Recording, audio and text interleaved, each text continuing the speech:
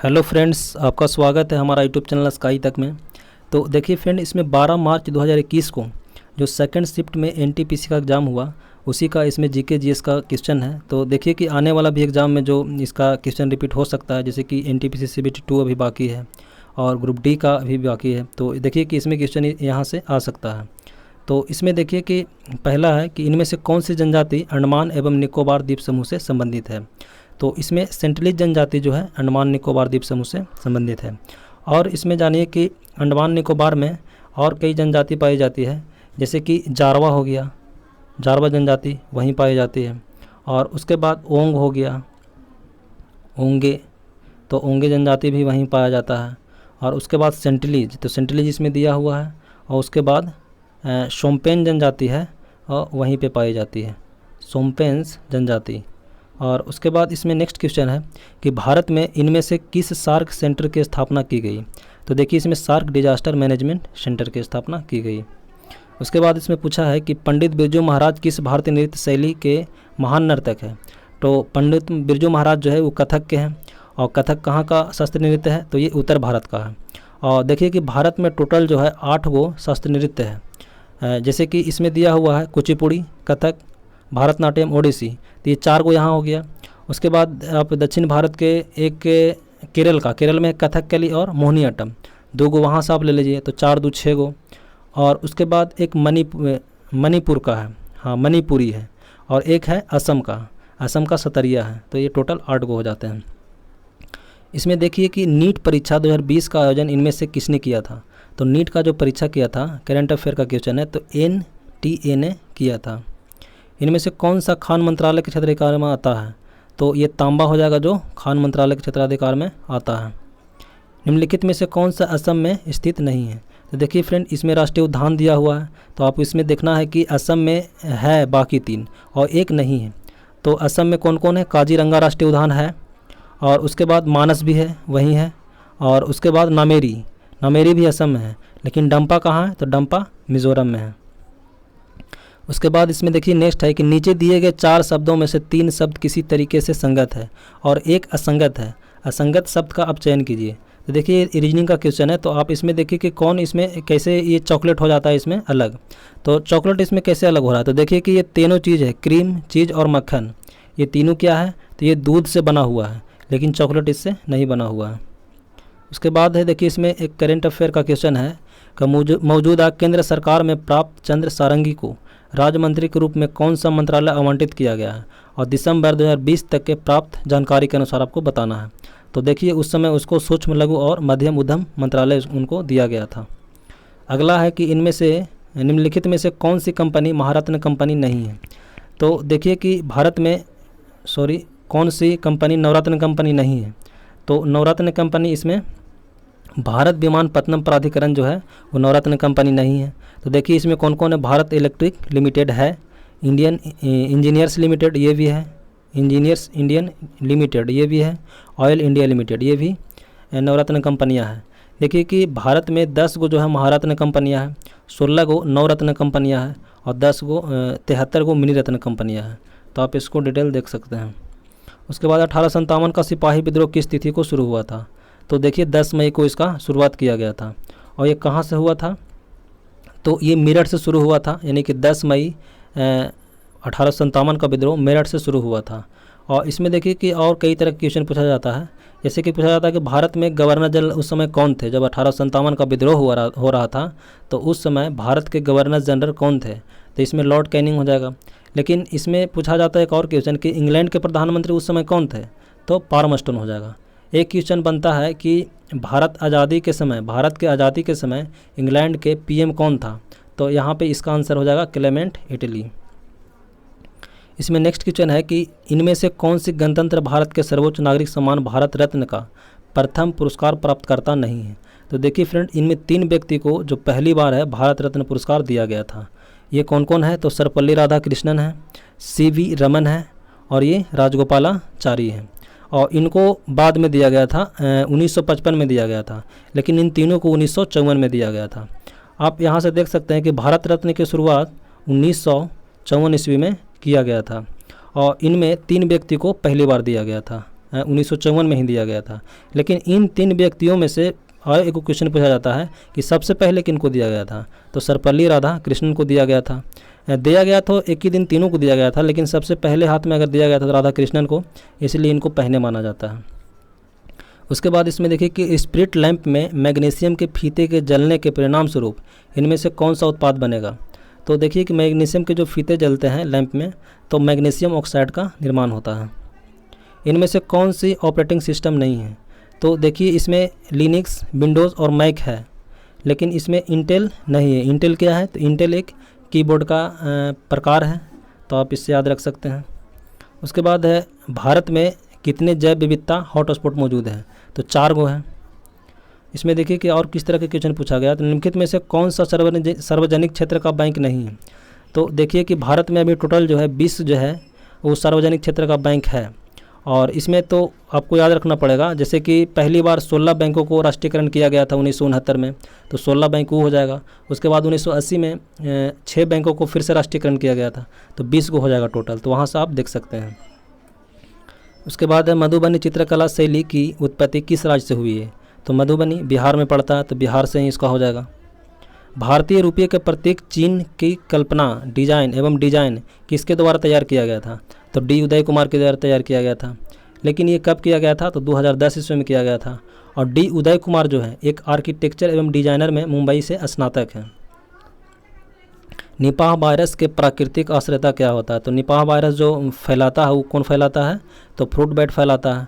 Fruit bat बोले तो चमगादड़ द्वारा इसको फैलाया जाता है। इनमें से निम्नलिखित में से किस समूह में केवल आउटपुट डिवाइस है, तो देखिए एक होता है आउटपुट डिवाइस, एक होता है इनपुट डिवाइस। तो आप इसमें देख सकते हैं प्लॉटर है, प्रिंटर है, मॉनिटर है, जो क्या है आउटपुट डिवाइस है। जबकि कीबोर्ड हो गया आपका, माउस हो गया और स्कैनर हो गया, इसको क्या होता है इनपुट डिवाइस में आ जाता है। निम्नलिखित में से किस भारतीय राज्य की कोई तटरेखा नहीं है, तो देखिए कि बिहार जो है वो इसका जो तटरेखा नहीं है, और बाकी सब क्या है, आंध्र प्रदेश एक तटरेखा से बंगाल के खाड़ी से लगा हुआ, पश्चिम बंगाल भी बंगाल के खाड़ी से लगा हुआ है, और गुजरात क्या है अरब सागर से लगा हुआ है, तो इसका तटरेखा है, लेकिन बिहार का नहीं है। तो भारत में ऐसे देखा जाए तो 9 गो है जो तटीय रेखा से लगा हुआ है, जैसे कि आप जान सकते हैं, जैसे कि बंगाल हो गया, उड़ीसा हो गया, आंध्र प्रदेश हो गया और तमिलनाडु हो गया, तो ये सब बंगाल के खाड़ी से लगा हुआ है। लेकिन अगर अरब सागर से देखा जाए तो गुजरात है, महाराष्ट्र है, गोवा है और कर्नाटक है और केरल है, तो इधर में 5 गो हो गया, 5 और 4 9 गो टोटल है जो तटरेखा से लगा हुआ है। इसके बाद इसमें नेक्स्ट है कि जलते हुए मोमबत्ती को कांच के जार से ढकने पर क्या होगा, तो देखिए फ्रेंड कोई भी अगर चीज़ जलती है तो वो ऑक्सीजन की वजह से जलती है, तो अगर ऑक्सीजन नहीं मिलेगा तो क्या होगा कि मोमबत्ती बुझ जाएगा, तो यह मोमबत्ती क्या होगा बुझ जाएगा। बम्बू डांस के रूप, इसमें देखिए एक रीजनिंग का क्वेश्चन है कि हरित क्रांति कृषि से, मतलब हरित क्रांति जो आया वो कृषि के उत्पाद को बढ़ावा दिया, लेकिन श्वेत क्रांति किसको दिया, तो ये दूध को दिया। किस वर्ष में इसरो ने विशिष्ट रूप से शैक्षणिक क्षेत्र के लिए समर्पित उपग्रह एजुसैट को प्रक्षेपण किया था, तो इसमें देखिए कि एजुकेशन के लिए उपग्रह था, और इसको कब इसको छोड़ा गया था, तो 2004 ईस्वी में इसको छोड़ा गया था। इसरो की स्थापना कब हुआ, 1969 ईस्वी में। इसका मुख्यालय कहाँ, बेंगलुरु में। और इसको देखिए कि अभी इसका जो अध्यक्ष है कौन है, तो के शिवान है।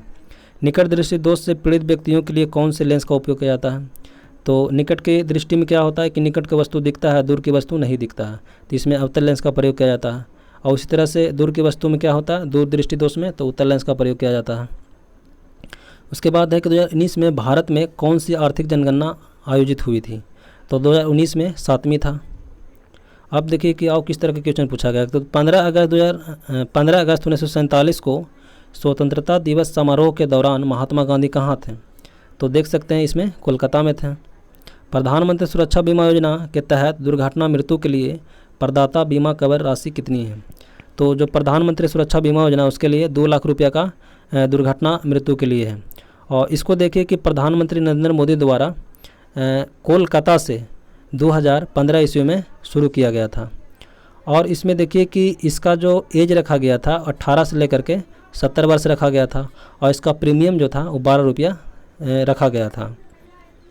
किस संविधान संशोधन अधिनियम द्वारा भारतीय संविधान में अनुच्छेद 21 जोड़ा गया था, तो इसमें देख सकते हैं 46वां संविधान संशोधन।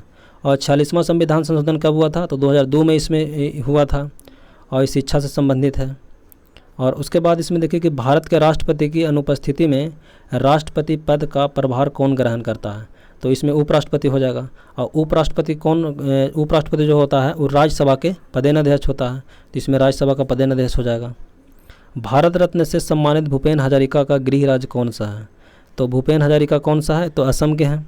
और इसमें देखिए कि 2019 में इनको दिया गया था और साथ साथ 2 व्यक्ति को और दिया गया था, जैसे कि प्रणब मुखर्जी जो कि राष्ट्रपति रह चुके हैं, और ये कहाँ के हैं, तो ये पश्चिम बंगाल के हैं। और एक कौन थे, तो एक थे नानाजी देशमुख। तो नानाजी देशमुख जो हैं वो कहाँ के हैं, तो ये महाराष्ट्र के थे। निम्नलिखित में से किस राज्य की सीमा मिजोरम से नहीं जुड़ी हुई है, तो मेघालय इसमें देख सकते हैं। हुमायूं और शेर शाह सूरी के बीच में चौसा का युद्ध किस वर्ष लड़ा गया था, तो 1539 इसमें लड़ा गया था। और इसमें देखिए कि जो इसमें लड़ा गया था 1539 में शेर शाह सूरी और हुमायूं के बीच, तो इसमें क्या हुआ था, हुमायूं का पराजय हुआ था। और 1540 ईस्वी में ये इसको बेलग्राम का युद्ध हुआ था, इसमें भी इसी के बीच हुआ था, हुमायूं और शेर शाह सूरी के बीच में, इसमें भी हुमायूं का पराजय हुआ था। और 1539 में इसमें घाघरा का युद्ध हुआ था। उसके बाद इसमें भारत के कितने राज्य की सीमाएं बांग्लादेश से जुड़ी हुई है, तो भारत के 5 सीमाएं जो है वो बांग्लादेश से लगे हुए 5 राज्य का। इसमें आप एक कोड याद रख सकते हैं, अब मित्र में, तो अब मित्र में यहाँ से हो जाएगा, ए से असम हो जाएगा, ब से बांग्लादेश, और मी से मिजोरम हो जाएगा, त्रि से त्रिपुरा, त्रै से त्रिपुरा, में से मेघालय हो जाएगा। तो आप ऐसे याद रख सकते हैं। उसके बाद इसमें देखिए कि करंट अफेयर का क्वेश्चन है कि जनवरी 2021 में भारत और ऑस्ट्रेलिया के बीच खेली गई क्रिकेट टेस्ट सीरीज में किस प्लेयर ऑफ द सीरीज पुरस्कार से सम्मानित किया गया था, तो प्लेयर थी पैट कमिंस को दिया गया था। ये कहाँ के हैं, तो ये ऑस्ट्रेलिया के खिलाड़ी हैं। इनमें से कौन सा राष्ट्र जो है बिम्स्टेक का सदस्य नहीं है, तो देखिए इसमें मालदीव नहीं पड़ता है। तो जो भी बे ऑफ बंगाल से लगा हुआ है वही जो क्या है बिम्स्टेक का सदस्य है। इसमें आप इसे याद रख सकते हैं कि बिम्स इसी के वर्ड से बिम्स्टेक, तो बिम्स्टेक आप लिख लीजिए और NBA लिख लीजिए। इसमें B से बांग्लादेश हो जाएगा, और I से इंडिया हो जाएगा, M से म्यांमार, S से श्रीलंका, और T से थाईलैंड। ये 2 वर्ड को आप छोड़ दीजिए, N से नेपाल और B से भूटान हो जाएगा। तो 7 देश हो जाएगा जो बिम्स्टेक का सदस्य है। उसके बाद इसमें नेक्स्ट है कि काकोरी कांड की घटना किस वर्ष घटित हुई थी, तो इसमें देख लीजिए कि 1925 में काकोरी कांड की थी जो है वो घटना हुई थी। और इसमें देखिए कि इसमें प्रमुख जो इसमें नायक थे, इसमें कौन कौन इसमें शामिल थे, तो राम प्रसाद बिस्मिल, राजेंद्र लाहिड़ी और अशफाक उल्ला खां और रोशन सिंह थे जो इनसे जुड़े हुए हैं। और इसमें जो प्रमुख नायक थे वो कौन थे, तो राम प्रसाद बिस्मिल थे। उसके बाद इसरो के ह्यूमन स्पेस फ्लाइट सेंटर के संस्थापक कौन है, तो इसमें डॉक्टर N हनीकृष्णन नायर थे। आंत रस भोजन में मौजूद प्रोटीन के किन अणुओं में परिवर्तित कर देता है, तो आंत के जो रस होता है वो भोजन अणुओं को प्रोटीन अमीनो अम्ल में परिवर्तित कर देता है। अक्टूबर 2020 तक प्राप्त जानकारी के अनुसार निम्नलिखित में से कौन सी मान्यता प्राप्त राष्ट्रीय पार्टी नहीं है, तो देख सकते हैं इसमें समाजवादी पार्टी, तो इसमें देखिए कौन कौन है, भारतीय कम्युनिस्ट पार्टी है, राष्ट्रवादी कांग्रेस पार्टी भी है, बहुजन समाज पार्टी भी है। और इसमें देखिए कि भारत में जो अभी है टोटल 8 पार्टियां हैं जो राष्ट्रीय मान्यता प्राप्त है। और इसमें से लास्ट में जो बना है वो है मेघालय का, और ये कोनराड संगमा की पार्टी जिसका नाम है NNP यानी कि नेशनल पीपल्स पार्टी। और इसके बाद इसमें नेक्स्ट देखिए, तो बस इतना ही था फ्रेंड। तो इसमें देखिए कि किस तरह के क्वेश्चन 2021 से जो NTPC CBT 1 हुआ इसमें पूछा गया है, तो आप इससे अपना अंदाज़ा लगा सकते हैं और देख सकते हैं कि किस तरह का